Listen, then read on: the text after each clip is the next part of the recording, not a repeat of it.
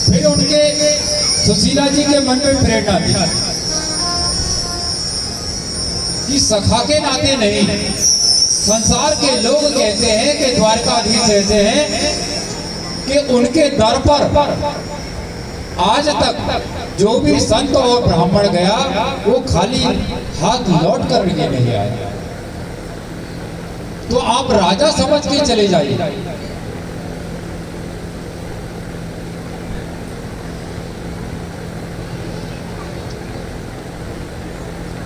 सुदामा जी ने कहा, देवी ये तो व्यापार हो जाएगा कि मैंने जो भक्ति की है क्या वो परमात्मा से संसार के कुछ साधन करने मांगने के लिए की है? अगर मैं जो भक्ति कर रहा हूं उसके बदले में अगर मैं उनसे कुछ मांगूंगा तो ये भक्ति कहाँ हुई? ये तो व्यापार हो गया। मैंने जीवन में सिर्फ निष्काम भक्ति की है, आज तक प्रभु से कुछ मांगने की कामना नहीं थी।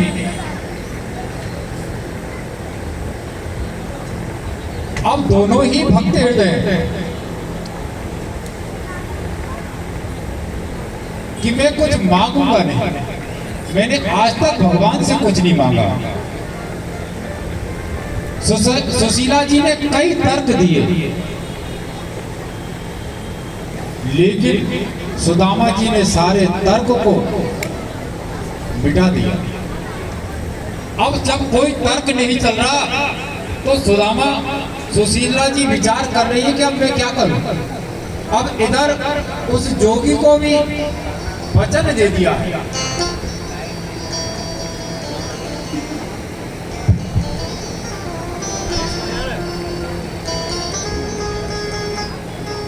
उस जोगी को भी वचन दे दिया है कि वो वचन भी ना भंग हो। तो सुशीला जी को याद आया कि जब आपके सारे प्रयास फेल हो जाए तो आप मुझे याद कर लेना।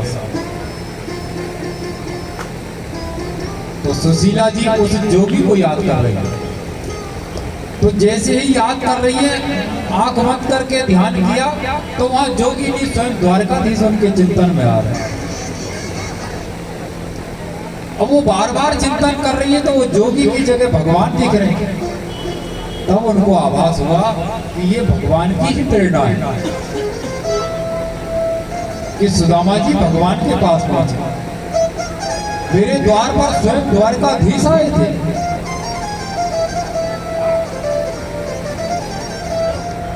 अब मन ही मन भगवान से कह रही है कि प्रभु मैंने तो सारे यत्न कर लिए हैं,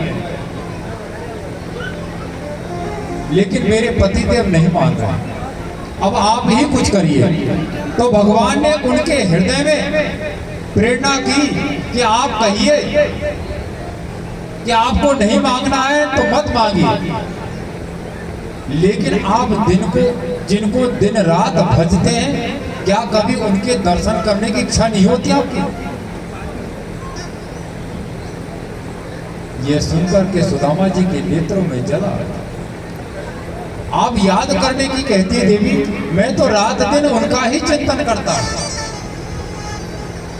और उनसे मिलने के लिए रात दिन ललायत रहता हूं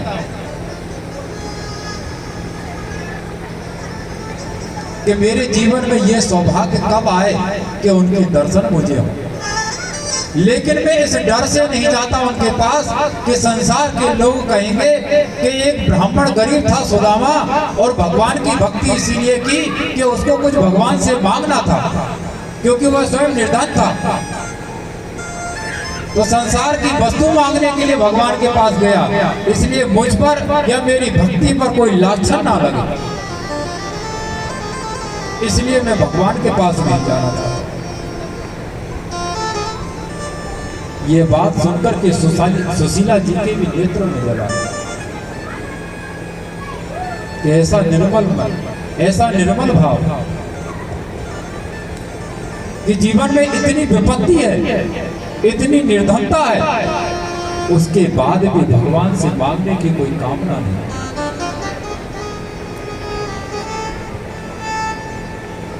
तो इस बात पर राजी हो गए सुदामा जी कि मांगूंगा नहीं, सिर्फ दर्शन करने जाऊंगा। तो यहाँ पर भगवान स्वयं हार गए सुदामा जी से। सुदामा जी ने अपने जीवन में भगवान से कुछ नहीं मांगा, कुछ नहीं बोला।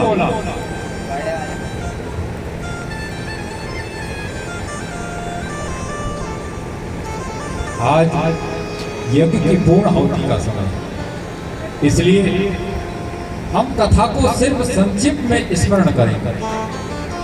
प्रभु कृपा से फिर पुनः समय मिलेगा, जीवन में संयोग बनेगा, क्योंकि हरि अनंत, हरि कथा अनंता।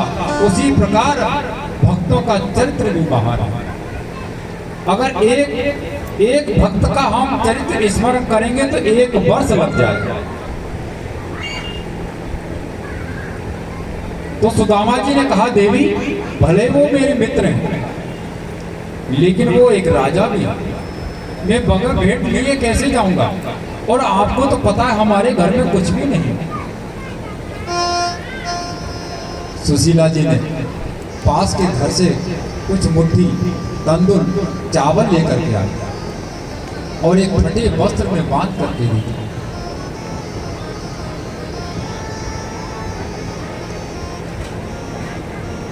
और अपने पति को प्रणाम करके कहा कि जब तक आप नहीं लौटेंगे, जब तक मैं भी अन्न जल नहीं लूंगी। आप भले ही उनसे कुछ मत मांगिएगा, उनको जो देना है वो दे देंगे, लेकिन आप एक बार उनका दर्शन कर लीजिएगा। सुदामा जी भगवान का दर्शन करने के लिए द्वारका जा रहे हैं। अब सुदामापुरी और द्वारका बहुत दूरी है, कितना समय लगेगा पहुंचने में। एक दिन विश्राम किया और भगवान स्वयं बन करके आ गया। और मार्ग में पता ही नहीं चला सुदामा जी को कि कितना समय व्यतीत हो गया। और द्वारका छोड़ने के लिए द्वारकाधीश स्वयं उनके साथ चल रहे। एक रात्रि विश्राम किया, दूसरे दिन जैसे ही नेत्र खुला तो द्वारका पहुंच गए। अब द्वारका देख करके वो चकित हो गए कि मैंने तो कहाँ विश्राम किया था और कहाँ आ गए। किसी से पूछा कि भाई ये कौन नगरी है? बोले आपको पता नहीं है, आप क्या पहली बार आए? ये द्वारका है, भगवान की नगरी है। यहाँ द्वारकाधीश निवास करते हैं।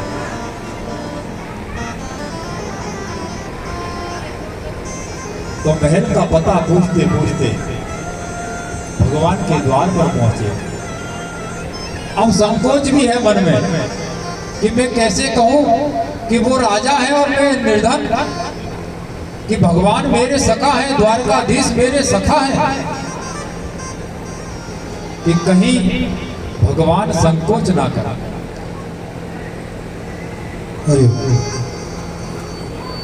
गोपाल कृष्ण भगवान की। तो द्वारपालों से कह रहे हैं, अरे द्वारपालो कन्हैया से कह दो, अरे द्वारपालो कन्हैया से कह दो, इधर पे सुदामा करीब आ गया है, इधर पे सुदामा करीब आ गया है।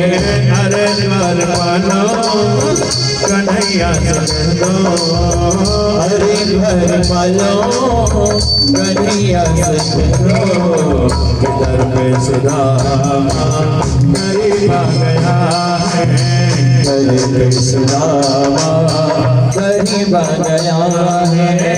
भटकते भटकते न जाने कहाँ से, भटकते भटकते न जाने कहाँ से, तुम्हारे महल के करीब आ गया है, तुम्हारे महल के करीब आ गया है।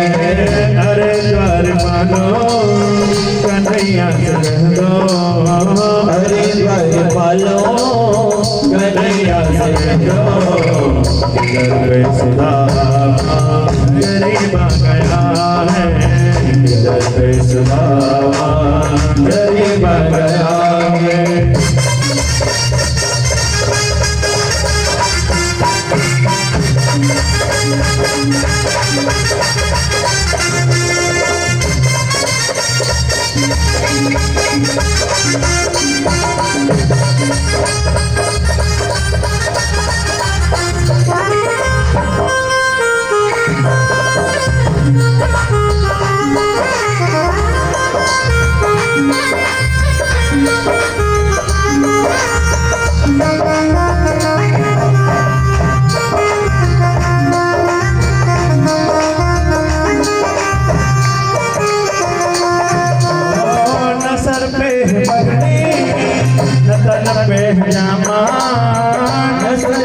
पगड़ी नदन पे जामा बता दो कन्हैया से नाम है सुदामा।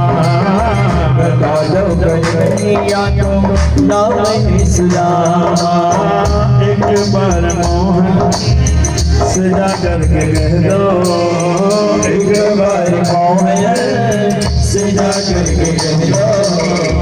मिलने से कहावत नसीबा गया है, मिलने से कहावत नसीबा गया है। अरे द्वार पालो कन्हैया से कह दो, अरे द्वार पालो कन्हैया से कह दो। दर पे सुदामा गरीब गया है, घर पे सुदामा गरीब गया है।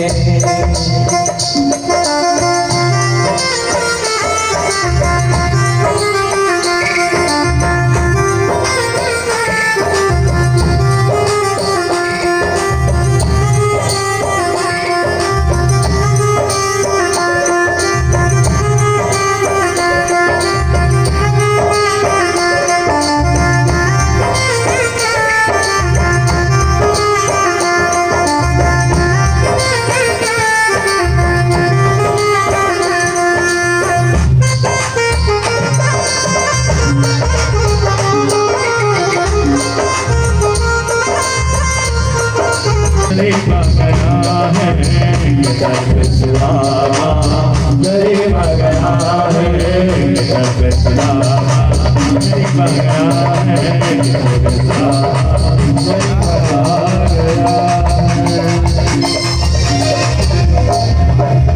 कृष्ण कन्हैया लाल की जय हो, बोल भक्तों भगवान की जय हो। तो द्वारपालों को कह रहे हैं सुदामा जी।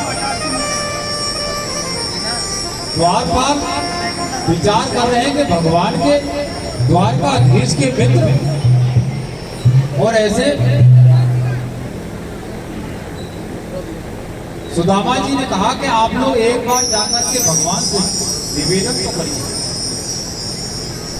द्वारपाल भगवान के पास पहुंच करके निवेदन कर रहे हैं कि द्वार पर एक ब्राह्मण खड़ा है और आपसे मिलने की आशा लेकर के आया है और आपकी अनुमति चाहता है। भगवान ने कहा है कि भगवान द्वारका या द्वारकाधीश के दरवाजे तो संत और ब्राह्मणों के लिए हमेशा ही खुले हैं। ये नई परंपरा कब से है कि द्वारकाधीश से मिलने के लिए संतों को और ब्राह्मणों को मुझसे पूछा जाए, बोले कौन है द्वारपाल? तो सुदामा जी की स्थिति द्वारपालों ने जैसे ही बताई और नाम बताया कि सुदामा,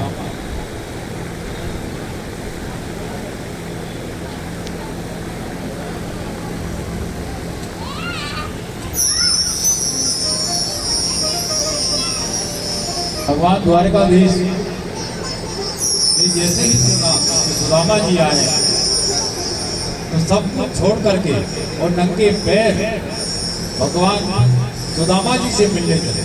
पंडित अद्भुत एक मित्रता का परिचय दिया और भगवान सुदामा जी से मिले और अपने गले से लगाए। और भगवान सुदामा जी को अपने महल में लेके आए। सुदामा जी की स्थिति देख करके भगवान के नेत्रों से जल है। भगवान ने सुदामा जी को सिंहासन पर बिठाया और अपने नेत्रों के जल से सुदामा जी के चरणों को नए वस्त्र धारण कराए और पूरे परिवार से सुदामा जी को मिलाए। अब जो मुट्ठी लेकर के आए थे वो छिपा रहे थे कि भगवान का तो इतना बड़ा द्वारकाधीश का वैभव, बोले भेंट लेके आए तो क्या लेके आए, तो पोटली को छिपा रहे थे। भगवान ने कहा कि आप आए और भाभी माँ ने मुझे कोई भेंट नहीं भेजी, ऐसा तो नहीं हो सकता।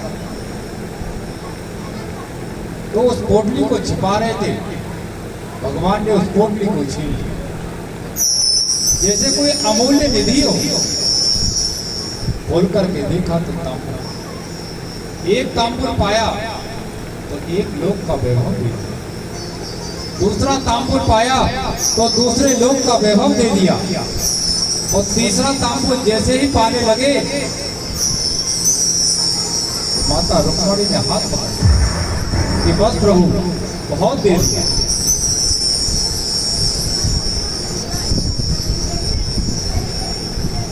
वह माता है और उनकी माता पिता भी धन्य है कि आज अपने पति के साथ वो धर्म काम में साथ है।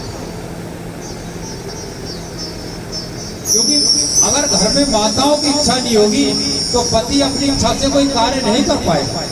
क्योंकि जब भगवान की ताकत नहीं हुई, माता ने रुक्मणी जी ने जैसे ही हाथ पकड़ लिया तो भगवान की भी ताकत नहीं हुई कि रुक्मणी जी से हाथ छुड़ा ले। तो आज के मनुष्य की क्या ताकत है कि माताओं से हाथ छुड़ा ले।